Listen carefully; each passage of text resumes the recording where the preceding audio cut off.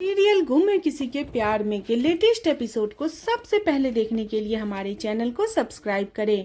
Episode की शुरुआत में नील वेदांत को गले लगाता है और वेदांत से बातें करता है। वेदांत कहता है कि मुझे आपकी तरह पढ़ के डॉक्टर बनना है। जिस तरह आप मेरी और मेरी आई का ख्याल रखते हैं, मुझे आपका भी उसी तरीके से ख्याल रखना है। इतने में सई नील के पास आती है और नील से कहती है कि जब मेरे पापा स्टार नहीं बने थे तब रोज मुझे वो यहाँ स्कूल छोड़ने आते थे। अब तो मेरे पापा स्टार बन गए हैं।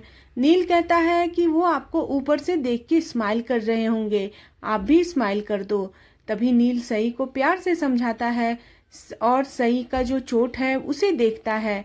सई बताती है कि मेरी चोट अब ठीक है। नील कहता है कि तब आप स्कूल जाओ, लेकिन सई कहती है कि नहीं, आपकी चोट कैसी है और मुझे आपसे बात करना अच्छा लगता है फुगी अंकल।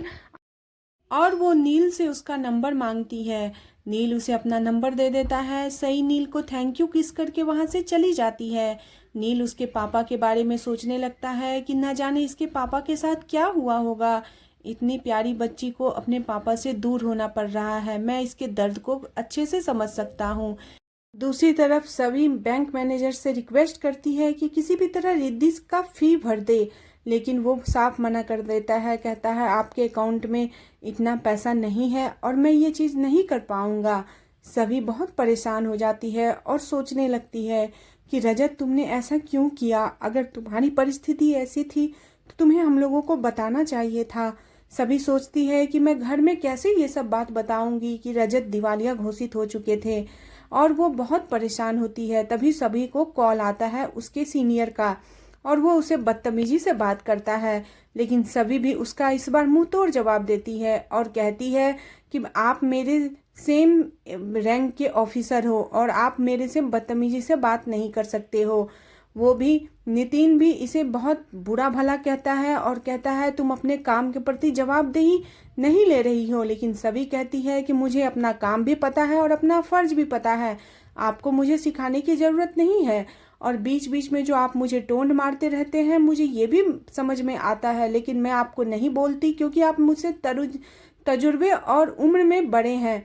लेकिन आप एक ही रैंक के हो के मुझे इस तरीके से आप नहीं जलील कर सकते। नितिन को उसका जवाब बुरा लगता है और नितिन कहता है कि सबक तो मैं अब तुम्हें सिखाऊंगा सभी ठक्कर, तुम्हें अब पता चलेगा कि तुम किसके पाले पड़ी हो। सभी घर पहुंचती है तो देखती है तारा अपनी अंगूठी और पैसा अपने हस्बैंड को देती है और कहती है कि जाके मीडिया वाले को दे दो और वो रजत भाई के ऊपर जो ब्लेम लगा रहे हैं उसे हटाए। तभी भाग्यश्री कहती है कि सभी ने तो बहुत बड़ी बड़ी बातें की थी लेकिन किया कुछ नहीं, उसे तो सिर्फ अपनी ड्यूटी करनी है। और भाग्यश्री सभी के बारे में उल्टा पुल्टा बोलती है। लेकिन वहीं पर रिद्धि आती है और कहती है कि मम्मी, आप हमेशा भाभी को ही क्यों कोसती रहती हो? वो भी तो अभी घर परिवार देख रही है, उसने भी भाई को खोया है। जब देखो तब आप दोनों मिलके भाभी के बारे में ही बोलते रहती हो। तभी सभी वहां आती है और बताती है कि मैं कंपनी के मैनेजर से मिलने के लिए गई थी। लेकिन तारा उस पर गुस्सा हो जाती है और कहती है कहीं भाई मरने के बाद तुम भाई का जगह तो लेना नहीं चाहती हो? लेकिन सभी उसे जवाब देती है कि रजत की जगह कोई नहीं ले सकता, मैं बस उसके फर्ज को पूरा करना चाहती हूँ। और ये कह के सभी वहां से चली जाती है। तारा काफी गुस्सा होती है और तारा सभी के लिए उल्टा पुल्टा बोलना शुरू कर देती है। सभी अपने बेटे के साथ कमरे में होती है और सोच रही होती है। तभी रिद्धि आती है और कहती है भाभी, मैं यूएस नहीं जाऊंगी, क्योंकि मैं अगर यूएस चली जाऊंगी तो आप अकेले हो जाओगे। यहाँ पे मम्मी और तारा दोनों आपको बुरा भला हमेशा कहती रहती है, कम से कम मैं तो आपका साथ दे दूं, मुझे यूएस नहीं जाना है। तभी सभी समझाती है कि तुम्हें जाना पड़ेगा, क्योंकि रजत ने तुम्हारे लिए जो सपने देखे हैं उसे तुम्हें पूरा करना पड़ेगा। और मेरे सपनों को भी पूरा करने में रजत मेरी हिम्मत बनकर आगे खड़े थे और मैं उन्हीं की वजह से अपना सपना पूरा कर पाई हूँ। और उनका ये सपना अधूरा रह गया है, वो तुम्हें बेस्ट एजुकेशन देना चाहते थे और मैं ये चीज़ पूरा करूँगी। तभी रिद्धि सभी के गले लग जाती है और दोनों एक इमोशनल मोमेंट शेयर करते हैं। सभी सोचने लगती है बैठ के कि मैं किस तरीके से रिद्धि की फीस भरूं, मुझे कुछ समझ में नहीं आ रहा है। इधर नील तेजस्विनी के फोटो को देख के सोच रहा होता है और जितने भी रिपोर्ट आए हैं उसके बारे में सोच रहा होता है। उसे क्राइम सीन्स पे किसने मारा था वो सारी चीज़ों को याद कर रहा होता है और क्लू खोजने की कोशिश कर रहा होता है। नील को इस तरीके से परेशान डॉक्टर सूर्यवंशी देखते हैं और उन्हें बहुत बुरा लगता है। इधर सभी काफ़ी ज़्यादा परेशान होती है और अपने बैंक अकाउंट को चेक करती है तो उसे दिखता है कि उसके बैंक में भी इतने पैसे नहीं है कि वो रिद्धि की फ़ी को भर सके। वो काफ़ी दुखी हो जाती है और टूट जाती है। तभी वो कबर्ड खोल के रजत के कपड़े को निकालती है और अपने हाथ में पहन के रजत को महसूस करने की कोशिश करती है और रजत से कहती है कि मैं कैसे तुम्हारे सपने को पूरा कर पाऊँ, मुझे कुछ समझ में नहीं आ रहा है। और वो रजत को याद करके काफ़ी इमोशनल हो जाती है। कहती है मैं ये सब बातें मम्मी जी को भी नहीं बता सकती क्योंकि वो तो दिन भर मेरे से चिढ़ी रहती है और ये बात जान के और भी गुस्सा हो जाएगी। इधर लीना और विनोद आपस में बात करते हैं कि आजकल नील काफ़ी परेशान रहता है, घर भी नहीं आता है, पता नहीं वो हमेशा हॉस्पिटल में बैठ के क्या करता है। तभी उसे जवाब देती है मंजरी कि वो आप लोगों के कारण परेशान होता है। तेजस्विनी के जाने के बाद भी आप लोगों ने उसकी बुराई करनी बंद नहीं की है। नील इस घर में भी आके क्या करेगा, वो आता है तो सिर्फ उसकी बुराई ही सुनता है।